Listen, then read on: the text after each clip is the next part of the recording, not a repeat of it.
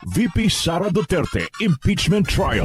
The DWWW 774 Special Coverage.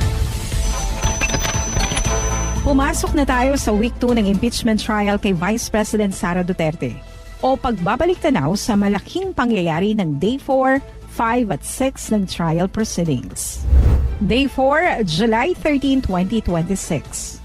Na-establish ng National Bureau of Investigation na mayroong intent, motibo at kakayahan si Vice President Sara Duterte na maisagawa ang banta na patayin si Pangulong Ferdinand Marcos Jr. Ito ang laman ng testimonya ni NBI Regional Director Jeremy Lotto na pinuno ng NBI Cybercrime Division nang masimula ng investigasyon noong 2024. Sinabi ni Lotto na inumpisahan ng NBI ang investigasyon sa parehong araw ng press con ni Vice President Sara noong November 23, 2024. Gaya naman ni NBI Agent John Mark Kalilung, sinabi ni Lotto na na-livestream sa FB ni former presidential spokesperson Harry Roque. Sinabi ni Lotto na inimbestigahan ng NBI ang November 23, 2024 remarks ni VP Sara. Kasama na rito ang October 2024 press con na na-livestream sa OVP kung saan sinabi di umano ng Vice Presidente na na-imagine niya ang sarili na ikat ang ulo ni Pangulong Ferdinand Marcos Jr. Isang clip ng press con ang pinanood mula sa naunang na-play noong gumawa ng testimonya si Kalilung. Why did NBI lead the probe? Binanggit ni Lotto ang batas na mayroong primary jurisdiction ng NBI sa kasong may kinalaman sa threats to security at assaults on or against highest officials. Kailangan bang may proof ng actual threat para maikonsidera na grave threat ang isang banta? Ito ang tanong ni Senator George Risa Hontiveros kay NBI BARM Regional Director Jeremy Lotto para maikonsiderang grave ang threat sa isang tao. Ayon kay Lotto, hindi naman required ang proof of execution dahil kahit ang banta na may kondisyon ay maaaring grave threat. Binanggit niya ang Supreme Court case na SPO2 Jamaica versus People na may grave threats conviction na bahagi ng kanyang paliwanag sa threats na kinukonsiderang absolute in nature. Tinanong din ni Hontiveros ang witness kung paano lumalagpas ang free speech sa inciting to sedition. Kung kaya sinabi ni Lotto na kinukonsidera ng NBI ang dangerous tendency rule sa pagbanggit ng remarks na may tendency itong lumikha ng chaos o kaguluhan. Maraming typo errors sa NBI timeline ng investigasyon sa alleged threats ni VP Sara kina President Ferdinand Marcos Jr., First Lady Lisa Marcos, and former House Speaker Martin Romualdez. Hindi nakalagpas sa masusing mga mata ng depensa at senator judges ang ilang discrepancies sa petsa ng timeline ng investigasyon ng NBI sa umano'y grave threats kina Pangulong Ferdinand Marcos Jr., First Lady Lisa Marcos, at former House Speaker Martin Romualdez. Pagkwestiyon ni Senator Amy Marcos. Inusisa ni Senator Amy Marcos ang subpoena na may petsang November 6, 2024 at ang ipinatawag na investigasyon ng NBI sa online media briefing ni VP Sara noong November 24, 2024. Anya, nagtataka siya na inutusan ng NBI na magkaroon ng investigasyon noong November 23, 2024, subalit napaaga ang subpoena na November 6, 2024 sa ABS-CBN na i-require silang magsumite ng authenticated copy ng video patungkol sa October 18 press con. Directed ang question ni Marcos kay NBI Bangsamoro Autonomous Region in Muslim Mindanao Director Jeremy Lotto. Para sa senadora, nangangahulugan ba itong November 6 pa lang? Minamanmanan na ang Vice President bago pa man ang Zoom conference sa Kongreso. Pero sagot ni Lotto, typographical error lamang ito. Nilinaw niya na ang subpoena na ipinadala sa ABS-CBN News at iba pang miyembro ng media na dumalo sa press conference ay dapat dated na December 11, 2024. Mga nakitang mali o discrepancies ng depensa. Pinatunayan ni Attorney Mark Vinluan na revise ang Affidavit of Investigation ng NBI sa pamamagitan ng pagtalakay sa iba't ibang affidavit ng ilang personalidad. Tulad ng February 10, 2025 attached affidavits nina John Mark Kalilung, Attorney Ria Vanessa Asuncion ng NBI Cybercrime Division at sa February 11, 2025 affidavit ni Angeli Jean Giran. Ayon kay NBI BARM Regional Director Attorney Jeremy Lotoc, ang purpose ng transmittal ng findings ng NBI ay para sa case build-up process at posibleng pag-usad ng preliminary investigation. Laman ng transmittal document dated January 30, 2025 ay ang 1 count of inciting to sedition at 3 counts ng grave threats na may attached na affidavit ni Lotoc. Kinumpirma naman ni Lotoc na di offended party ang NBI sa grave threats, kaya sinabi ng depensa na deficiencies ito sa unang affidavit of investigation, bagay naman na itinanggi ni Lotoc. Para kay Lotoc, na-require sila ng DOJ na i-attach ang mga affidavits sa transcription o TSN, pero hindi nakulangan ng DOJ sa isinagawa nilang investigasyon.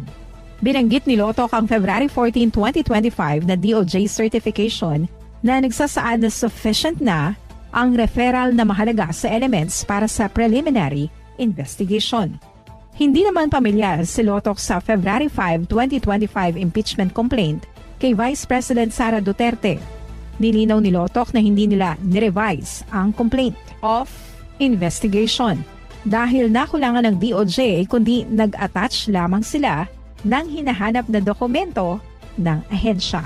Bagamat kinumpirma ni Lotoc na nagsisilbing cover letter ang investigation data form o IDF ng Affidavit of Investigation, hindi naman masagot ni Lotoc kung na-receive ng DOJ ang IDF. Ang mga nabanggit na affidavits ang isinumite ng NBI sa DOJ, makaraang makulangan ito sa mga attachment. Petsa na November 11, 2024 o kung kailan pinapupunta si VP Sara sa tanggapan ng NBI para sa investigasyon sa death threats sa kanya, na mas maaga kaysa naman sa petsa na dated sa NBI letter na December 2, 2024. Sinabi rin ni Attorney Vinluan na November 11, 2024, pinapupunta si VP Sara sa Office of the Director, NBI 9th floor, Cyber Zone Building, pero inisyo ang sulat ng NBI noong December 2, 2024. Kaya papaano kaya makakapunta sa November 11 scheduling ang Vice Presidente kung mas nauna ang petsa na inaasahan siyang pupunta sa NBI office?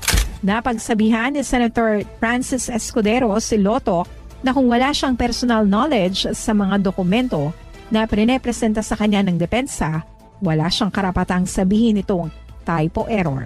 May kinalaman din ito sa NBI letter na pina-identify sa kanya ng depensa na in-issue ni Glenn Ricarte, ang Assistant Director ng Investigation Service noong December 2, 2024. Pero sa dulo ng naturang dokumento, pina-appear si Vice President Sara Duterte noong November 11, 2024. Para sa depensa, may discrepancy ulit sa petsa ng dokumentong ito. Bunga nito, naniniwala si Attorney Mark Vinluan na bilang head ng NBI Cybercrime Division noong mga panahong iyon, dapat na-review itong mabuti ni Lotoc.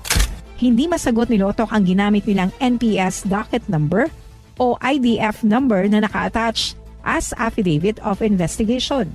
Pero sigurado umano siyang mayroong nakalagay sa kanilang isinumite sa DOJ. Dahil panahingi ng confirmation answer ni Attorney Vinluan kay Lotoc patungkol sa DOJ documents, sinabihan ni Presiding Officer Escudero ang depensa na wala sa kakayahan ng NBI official ang pagsagot o pag-confirm sa DOJ papers. Naniniwala sa Escudero na mahalaga ang sinunod ng docket numbers sa filings para magamit sakaling may karagdagang bladings na ia-attach. Di rin ma-confirm ni Lotoc ang NPS number o National Prosecution Service number.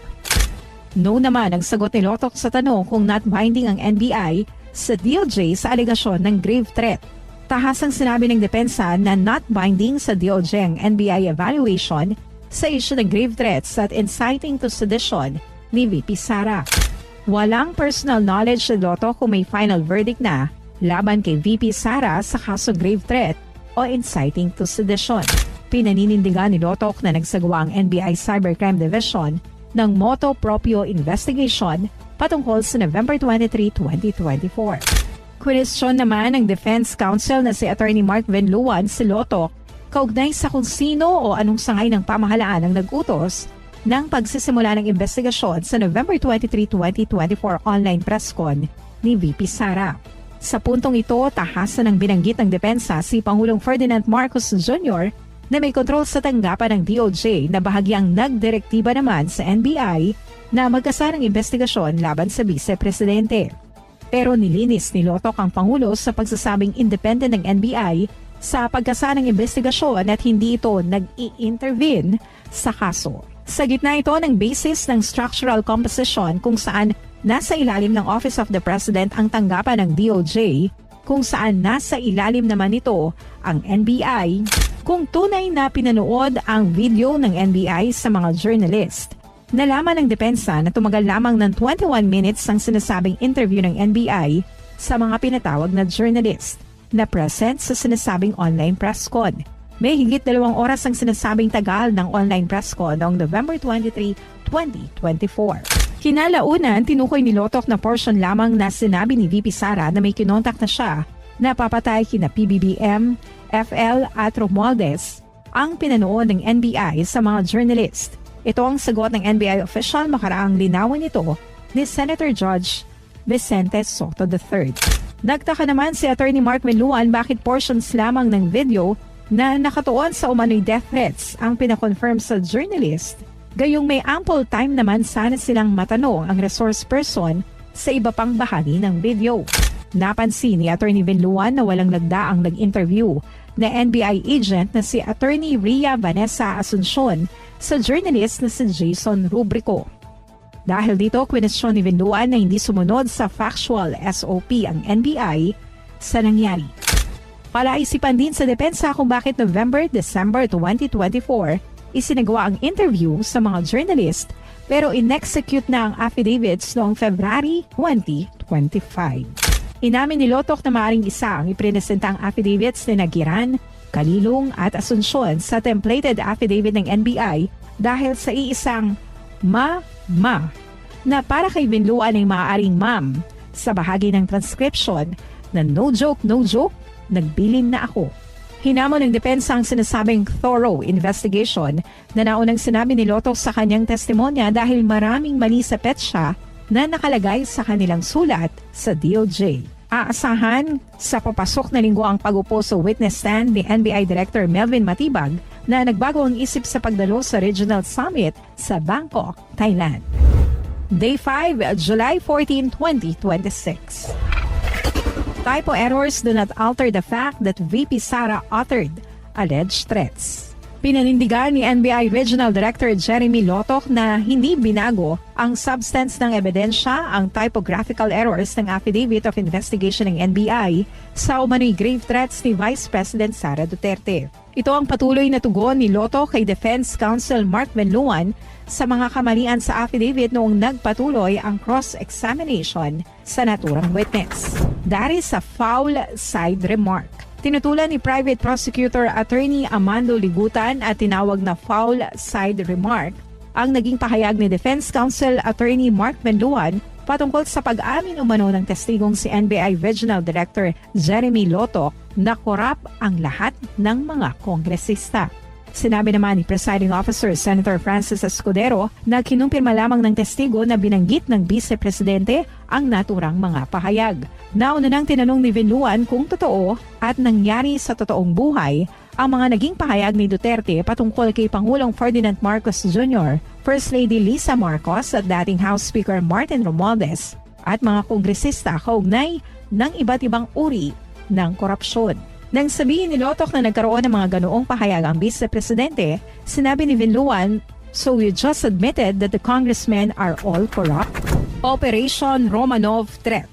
Binalikan ni prosecution witness Jeremy Lotoc ang Operation Romanov Threat sa pahayag ni Sebastian Baste Duterte laban sa First Family na isang pag-reverse o pagbaliktad sa impresyon na ang sinasabing plot ay nakatuon kina Vice President Sara Duterte at kanyang pamilya. Sinabi ni Lotoc sa Senate Impeachment Court na ang open source search ang nagdala sa mga investigador sa January rally kung saan sinabi di umano ni Baste Duterte na pag-isipan ni President Ferdinand Marcos Jr. kung ano ang nangyari sa Romanov family sa Russia. Para naman kay Senator Judge Raffy Tulfo, mistulang ang remark na ito ay ginamit bilang warning laban kay President Marcos Jr. at sa First Family kung saan kinumpirma ito ni Lotoc. Lumutang ang issue makaraang i-play ng depensa ang porsyon ni VP Sara November 23, 2024 online press conference kung saan isa sa participant na si Princess Maui ang nagbabala sa Vice President ng umano'y Operation Romanov laban sa kanyang pamilya.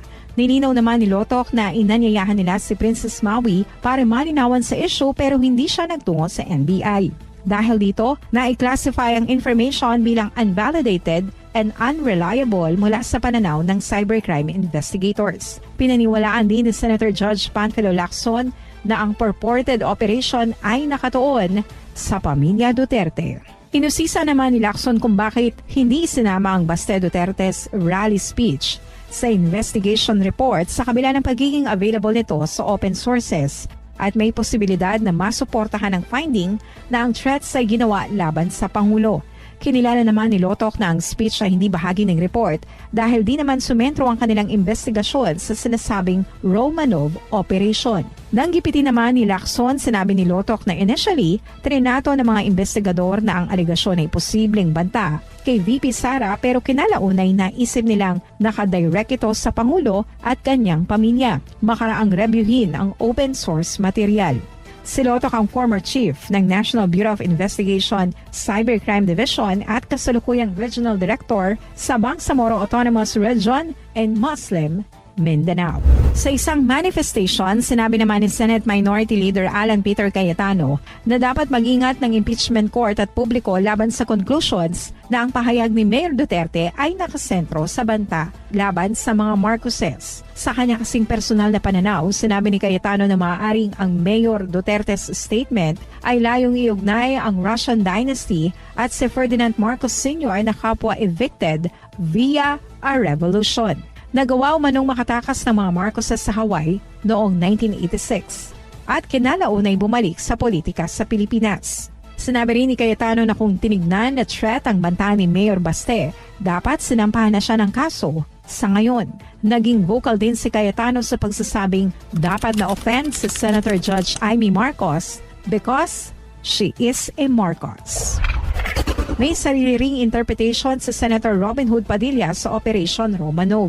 Para sa Senador, banta sa pamilya Duterte ang Romanov's remark. Ayon sa Senador, sa dating Pangulong Rodrigo Duterte ang ikalawang Pangulo na lumaban sa komunista na kasama si VP Sara sa laban nang siya ang maging co-vice chairperson ng National Task Force to End Local Communist Armed Conflict. Pero sinabi ni Lotok na insofar as the investigation kung may nag-exist na Operation Romanov, nasa kamay na ito ng NBI's Intelligence Service. Binanggit din niyang si NBI Director Melvin Matibag ang mas nasa tamang posisyon para sagutin ang katanungan ng mga senador. Day 6, July 15, 2026. Nagsagawa ng oral arguments ang prosekusyon at depensa kaugnay ng pagsabina ng bank, tax, AMLC records ni Vice President Sara Duterte. Wala ring prinesenta na testigo ang parehong panel.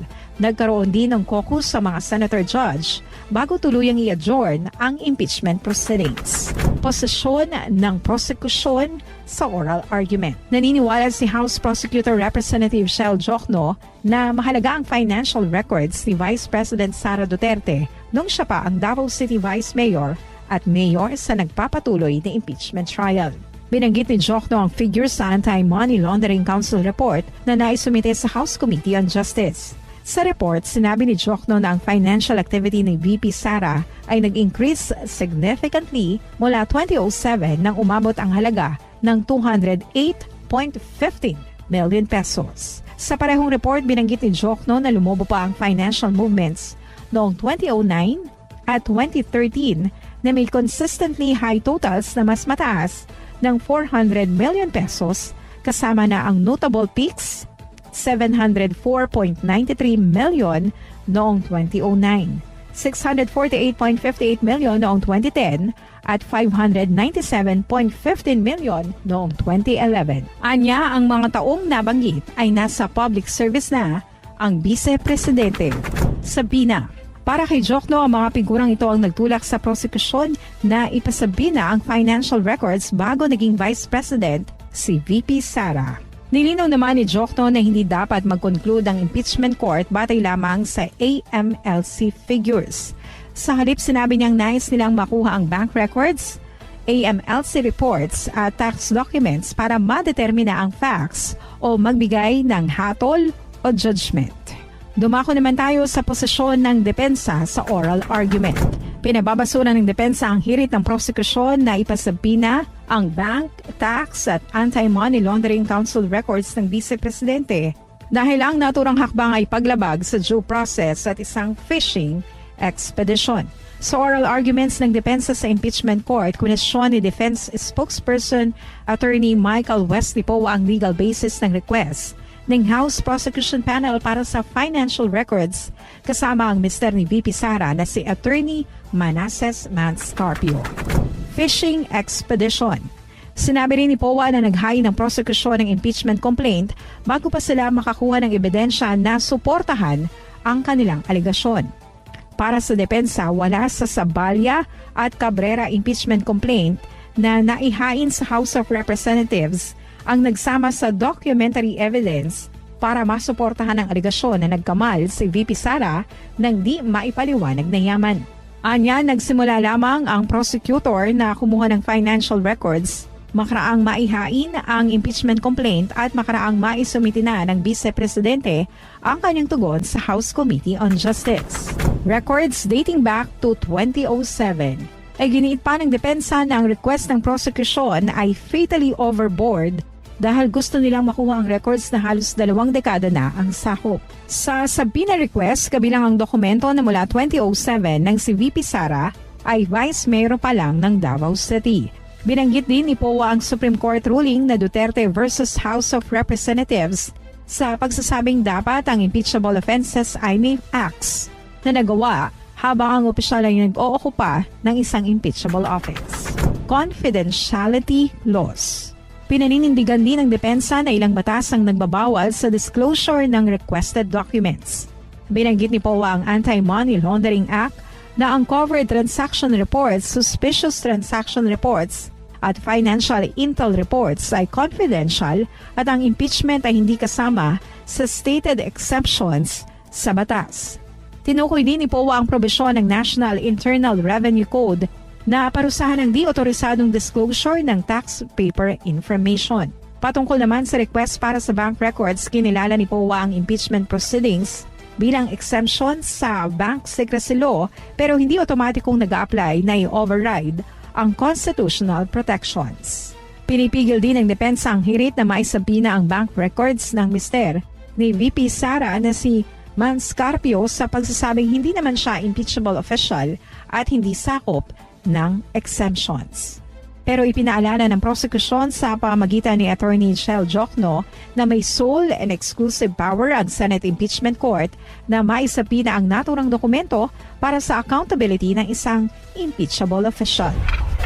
NBI Director Melvin Matibag magiging final witness ng prosecution sa pagtatapos ng presentasyon ng ebidensya sa Article 4 ng Articles of Impeachment. Sinabi ni Lead Prosecutor Batangas 2nd District Representative Jervil Luistro sa kanyang manifestation sa Day 6 na si NBI Director Melvin Matibag ang magiging huli nitong testigo para sa presentation of evidence sa Article 4 ng Articles of Impeachment.